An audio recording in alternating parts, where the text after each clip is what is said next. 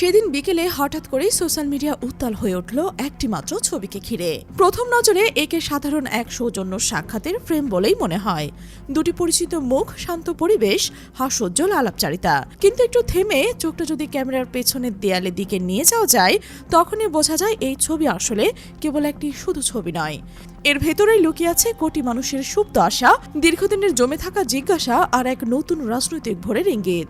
ফ্রেমের এক পাশে বসে আছেন আমিরের জামাত ডক্টর শফিকুর রহমান। তার বিপরীতে দেশের আনাচে কানাচে লাখো মানুষের মুগ্ধ করা জনপ্রিয় বক্তা ডক্টর মিজানুর রহমান আজাহারি। দুজনের মধ্যে হাস্যোজ্জ্বল মুখ, পরিমিত আলাপ, সবই যেন স্বাভাবিক। কিন্তু পেছনের দেয়ালে টাঙানো সেই পরিচিত লোগো, জামাত ইসলামের প্রতীকী উপস্থিতি পুরো দৃশ্যকেই এক লাফে অন্য মাত্রায় নিয়ে যায়। যেন সেই সব প্রশ্নের জবাব যা এতদিন ধরে নিঃশব্দে ঘুরপাক খাচ্ছিল মানুষের মনে। আজহারি কি আনুষ্ঠানিকভাবে জামাতে যোগ দিচ্ছেন? তিনি কি কেবল মাইকের পেছনের মানুষ থাকবেন, নাকি এবার সরাসরি রাজনীতির ময়দানে নামবেন? এই আগ্রহের পেছনের গল্পটাও কম টালমাটাল নয়। মাত্র সপ্তাহখানেক আগে এই মানুষ ডক্টর মিজানুর রহমান আজাহারি তার অসংখ্য ভক্ত, দেশের কোটি কোটি মানুষের হৃদয়ে এক প্রকার ধাক্কা দিয়েছিলেন।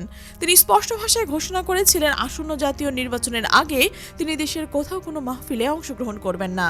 কারণ তার ব্যাখ্যায়, নির্বাচন যখন ঘনিয়ে আসছে তখন তিনি এমন কোনো কাজে জড়াতে চান না যেটি নির্বাচনকে প্রভাবিত করতে পারে বা ব্যাঘাত ঘটাতে পারে। সেই সঙ্গে তিনি নিরাপত্তাজনিত উদ্বেগ আর পুলিশি তৎপরতাকেও সামনে এনেছিলেন সম্ভাব্য ঝুঁকির কারণ হিসেবে।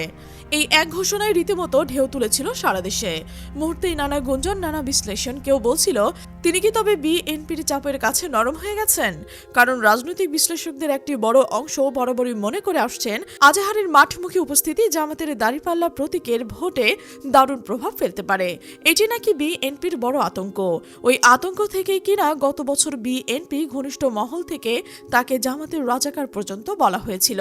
এমনকি সিলেটের এক মাহফিলেও তার অনুষ্ঠানে বাধা দেওয়ার ঘটনা ঘটে। আবার আরেক পক্ষের অভিযোগ ছিল, আজাহারির এই সিদ্ধান্তের পর্দার আড়ালে সক্রিয় ছিল সরকারি মহলের চাপ, ভয়ভীতি আর অঘোষিত নিষেধাজ্ঞা। এইসব গুজব আর হতাশার ঘনঘোরের মধ্যে হঠাৎ করে ভেসে আসে সেই ছবি। আমিরের জামাতের অফিসের সবার সামনে জামাতের লোগো স্পষ্টভাবে দৃশ্যমান রেখে আজাহারির সাথে খোলামেলা সাক্ষাৎকার। যেন এক ঝটকায় কেটে যায় সংশয়ের সব কুয়াশা, জেগে ওঠে এক নতুন অনুমান। তিনি কি শুধু মাহফিলের মঞ্চে নয়, এবার সরাসরি ক্ষমতার রাজনীতিতেও পদচিহ্ন রাখার? রাজনৈতিক অঙ্গনে কান পাতলে এমন গুঞ্জন শোনা যাচ্ছে, শুধু ধর্মীয় বক্তা হিসেবে নয়, ডক্টর মিজানুর রহমান আজহারি নাকি এবার জাতীয় সংসদের পবিত্র অঙ্গনে প্রবেশের চিন্তাও করছেন। সম্ভাব্য আসন হিসেবে উঠে এসেছে দুটি নাম।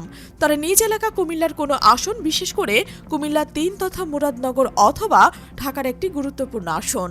রাজনৈতিক সমীকরণ বলছে, জামাত যদি কখনো পূর্ণ মাত্রায় ক্ষমতার কেন্দ্রে পৌঁছতে পারে, তবে তাদের একজন মেধাবী, গ্রহণযোগ্য এবং ইসলামী জ্ঞান সম্পন্ন ধর্মমন্ত্রী প্রয়োজন হবে। আর সেই আসনে আজাহারির মতো একজন প্রজ্ঞাবান যুবা এবং সর্বজন স্বীকৃত বক্তা যে প্রথম সারির পছন্দ হবে, তা বহু বিশ্লেষকই ধরে নিয়েছে, এবং প্রকাশে বা অন্তরালে। কিন্তু এই সাক্ষাৎকারটি যদি কেবল রাজনৈতিক আলাপ হতো, তবে তা গোপনেও করা যেত বা গোপনেও সেরে ফেলা যেত। নিরিবিলি কোনো ড্রয়িং রুমে, বাড়ির ভেতরে কিংবা কোনো কক্ষে, ক্যামেরা বিমুখ পরিবেশে সবই সম্ভব ছিল। অথচ বাস্তবতা হলো, এই বৈঠকটি এমন এক কক্ষে হয়েছে যেখানে জামাত ইসলামের সুপরিচিত লোগোটি ক্যামেরার ফ্রেমে অনিবার্যভাবেই ধরা পড়ে, যেন সেটিকে প্রেক্ষাপটে রেখে ছবি তোলা হয়েছে। শুধু তাই নয়, এই ছবিটি চুপি চুপি কোথাও রেখে দেওয়া হয়নি, বরং জনসম্মুখে প্রকাশ করে দেওয়া হয়েছে, সোশ্যাল মিডিয়া ছড়িয়ে দেওয়া হয়েছে, ঠিক যেন একটি সুচিন্তিত রাজনৈতিক বার্তা হিসেবে সাধারণ মানুষের ঘরে পৌঁছে দিতে চাওয়া হচ্ছে। এই দৃশ্য অনেকে তুলনা করছেন 1991 সালের সেই স্মরণীয় রাজনৈতিক মুহূর্তের সঙ্গে। তখনকার বাংলাদেশে সবচেয়ে জনপ্রিয় আলেমদের একজন ছিলেন মাওলানা দেলোয়ার হোসেন সাঈদী। মাঠে ময়দানে, গ্রামে গঞ্জে তার জনপ্রিয়তা ছিল তুঙ্গে। সেই সময়ে আমিরে জামাত তাকে নীরবে ডেকে বলছিলেন, আপনাকে একটি বড় দায়িত্ব নিতে হবে। সাঈদীর কৌতূহলী প্রশ্ন, কি দায়িত্ব? আপনাকে পিরোজপুর থেকে নির্বাচন করতে হবে। তখনকার বাস্তবতায় পিরোজপুর ছিল এক ধরনের অসম্ভব আসন। এলাকাটি ছিল হিন্দু অধ্যুষিত এবং ধারণা ছিল সেখানে জামাতের কোনো সাংগঠনিক শক্তি নেই বললেই চলে। কিন্তু সাঈদী সাহেব দলের সিদ্ধান্ত মেনে নেন। ফলাফল ইতিহাসের পাতা জুড়ে লেখা, হিন্দু অধ্যুষিত সে আসন থেকেই আওয়ামী লীগের প্রভাবশালী নেতা সুধাংশু শেখর হালদারকে পরাজিত করে দাঁড়িপাল্লাকে একটি অমূল্য আসন উপহার দেন। এমনকি পরবর্তীতে 1996 সালেও তিনি আবার নির্বাচিত হন একই আসন থেকে। তবে এই সাফল্যের মূল্য তিনি দিয়েছেন জীবনের প্রায় 14টি বছর জেলের অন্ধকারে সেলে কাটিয়ে এবং শেষমেশ কারাগারে শাহাদত বরণ করেছেন। তার জীবন যেন প্রমাণ করে গেছে ইসলামী আন্দোলনের রাজনীতিতে নামা মানে কাঁটাতারের পথে পা বাড়ানো, ত্যাগ আর ঝুঁকির সঙ্গী করে নিয়ে এগোতে হবে সামনে। সেই তুলনাটা এখন টানা হচ্ছে ডক্টর মিজানুর রহমান আজাহারীর প্রসঙ্গে। পার্থক্য একটাই, 1991 সালে জামাতের জয় জয়কার ছিল না, অনেকটাই রক্ষণশীল অবস্থান থেকে ধীরে ধীরে এগোনোর চেষ্টা হচ্ছিল। আর 2025 সালের প্রেক্ষাপটে অনেকের মতে জামাতের পক্ষে বেশি উর্বল। দেশের বহু অঞ্চলে দাঁড়িপাল্লার পক্ষে অদৃশ্য এক জোয়ার তৈরি হচ্ছিল বলে জামাতের সমর্থকরা দাবি করেছেন। এখন শুধু প্রয়োজন সাংগঠনিক ঐক্য আর শেষ পর্যন্ত গিয়ে ঝুঁকি নেওয়ার সাহস। গুঞ্জন রয়েছে সাইদি যেভাবে অসম্ভব এক আসন থেকে লড়াইয়ের ইতিহাস বদলে দিয়েছিলেন, আজাহারীকেও ঠিক তেমনি কুমিল্লা 3 আসন মুরাদনগর থেকে দাঁড়িপাল্লার প্রার্থী হিসেবে নামাতে পারে জামায়াত। এই আসনে বর্তমান আলোচনা বিএনপির সাবেক এমপি কায়কোবাদ, যিনি নিজ দলে বিতর্কিত এক চরিত্র। একই সঙ্গে আরও একটি খবর ভেসে আসছে, ডক্টর আজাহারীকে ঢাকারই কোনো গুরুত্বপূর্ণ ভিআইপি আসন থেকেও দাঁড় করানোর চিন্তা করছে জামাতের ঘনিষ্ঠ মহল। কিন্তু গল্প এখানে থেমে নেই, আলোচনা চলছে আরও একটি সম্ভাবনা নিয়ে।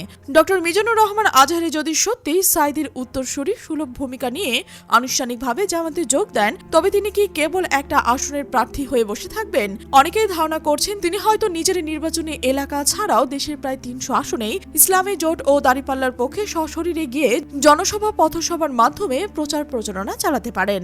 আর যদি তিনি সত্যি এই পথে হাঁটেন, তাহলে দীর্ঘদিন ধরে মানুষের যে সুপ্ত আকাঙ্ক্ষা ইসলামী আদর্শের ভিত্তিতে পরিচালিত একটি সরকার প্রতিষ্ঠা করার, তা বাস্তবে রূপ নেওয়ার এক ঐতিহাসিক সুযোগ তৈরি হবে।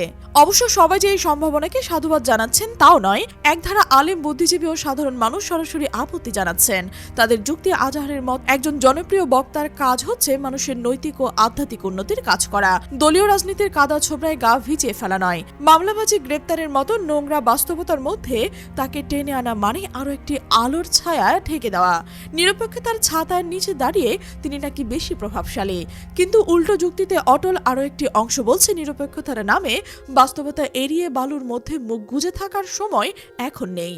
তাদের মতে যেহেতু বিএনপি ও আওয়ামী লীগ উভয় দলই প্রকাশ্যে অপ্রকাশ্যে আজাহারীকে জামাতের একজন প্রভাবশালী ব্যক্তি হিসেবে বিবেচনা করে, তাই পরোক্ষভাবে সহযোগিতা করার চেয়ে সরাসরি জামাতের পতাকা নিয়ে মাঠে নামাই শ্রেয়। সাইদি যেমন ঝুঁকি নিয়েছিল, আজাহারীও তেমন ইসলামের স্বার্থে, দেশের স্বার্থে প্রকাশ্য রাজনীতিতে ঝাঁপিয়ে পড়া উচিত। এমন মতো এখনো জোরালো। বিএনপি কি বলল, আওয়ামী লীগ কি বলল, এসব ভেবে পিছিয়ে থাকা নাকি সময়ের সঙ্গে বেইমানি করা ছাড়া আর কিছুই নয়।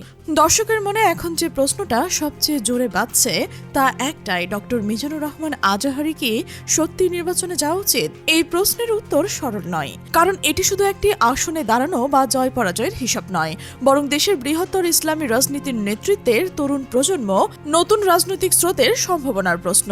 একদল মনে করছে আজাহারীর মতো একজন মানুষ রাজনীতিতে এলে দেশের নেতৃত্বে নতুন একটি মানদণ্ড তৈরি হবে। দীর্ঘদিন ধরে যেসব মানুষ একটি বিকল্পের নেতৃত্ব খুঁজছিলেন, তাদের জন্য তিনি হতে পারেন সেই ঐক্যবদ্ধ কেন্দ্র। অন্যদিকে আরও একদল মনে করছেন রাজনীতি মানি ঝুঁকি, মামলা, বিশৃঙ্খলা, ভুল ব্যাখ্যা আর চরিত্র হননের চোরাবালি। আজাহারের পজিটিভ অবস্থান নষ্ট হয়ে যেতে পারে ক্ষমতার রাজনীতির ধাক্কায়। তবে শেষ প্রশ্নটি এখন আপনার সম্মুখে। দর্শক হিসেবে আপনাদের মতে আজাহারের কি সামনে এগিয়ে সরাসরি নির্বাচনে নামা উচিত, নাকি তার বর্তমান অবস্থানে দেশের জন্য বেশি শক্তিশালী?